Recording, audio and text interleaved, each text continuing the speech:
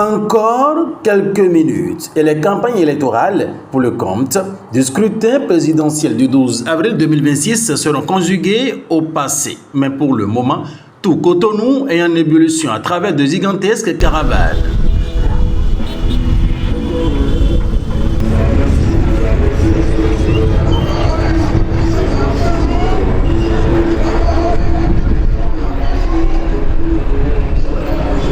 Les membres de l'association des fidèles croyants, amis de Romia Douadani et de Mariam Tchabi Talata ont battu le macadam à travers plusieurs artères de la ville de Cotonou avec pour destination le siège national de campagne du dieu Ouadani Talata.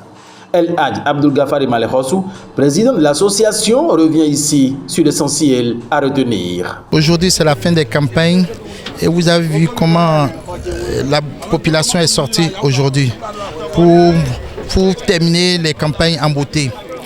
Il y a la jeunesse qui est vraiment sortie. Ça prouve que tout le monde est avec le président Ouadani.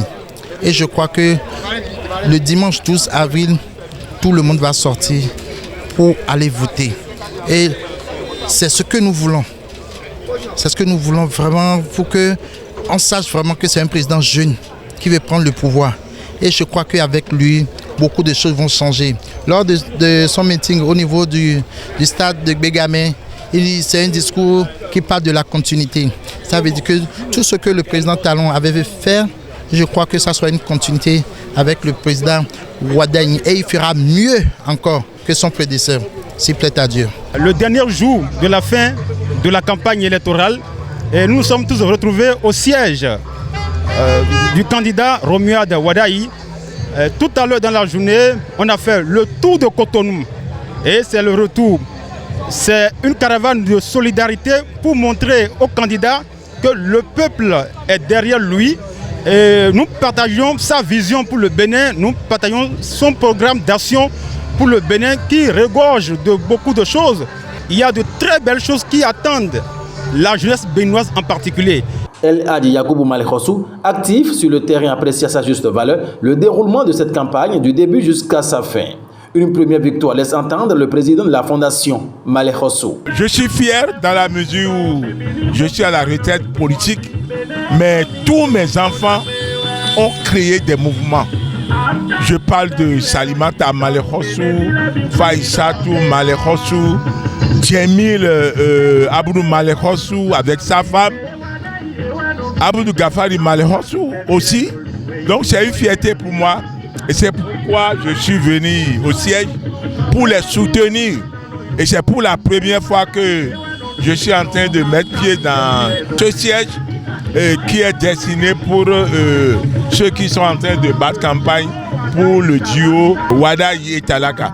Je demande à Dieu que notre candidat soit gagnant parce que c'est un produit fini proposé par l'UPR, BR, Moël, Bénin, etc.